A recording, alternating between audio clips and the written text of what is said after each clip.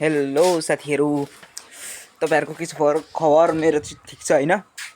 अनि आज चाहिँ अब केही काम छैन, केही खायो बस्यो सुतो त्यस्तै काम छ।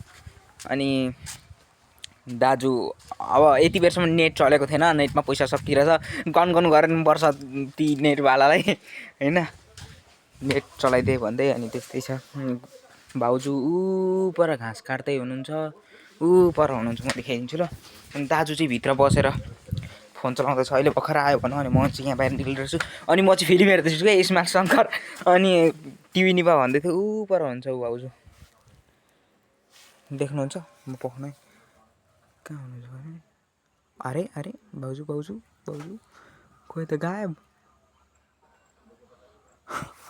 देख्दिनँ त म त। ऊ पर हुनुहुन्छ ऊ यहाँ, ऊ देख्दै हुनुहुन्छ होला रातो यहाँ ठिक्कै यहीँनिर भाउजू हुनुहुन्छ पर, घाँस काट्दै हुनुहुन्छ, कुटी काट्न लाग्यो होला।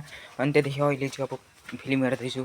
अनि एउटा आन्टी भनेको स्विट सुपारी रहेछ क्या, भनेको मिठा मधु त म खान्न, आन्टी भन्ने स्विट सुपारी रहेछ। अनि दाजुले दिएर खाइरहेको थिएँ, भातसात खाइवरी बसिरहेको छु। मैले चाहिँ छोरोले हेर्नु भत्याङ कुतुङ पारेर आज चाहिँ बच्चै पनि ओढेर सुतिरहेछ।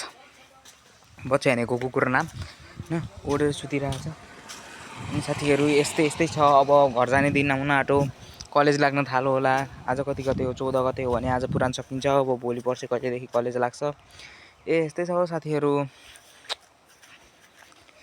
टाइम खोटी हुन्छ, धेरै हिँड्नु हुँदैन। ल साथीहरू बाई। अब आरामले बस्नु होला तपाईँहरू पनि। मेरो ब्लग हेरिदिनु होला, लाइक गरिदिनु होला, सब्सक्राइब गरिदिनु होला। यी दाजु चाहिँ यहाँ बसिरहेछौ,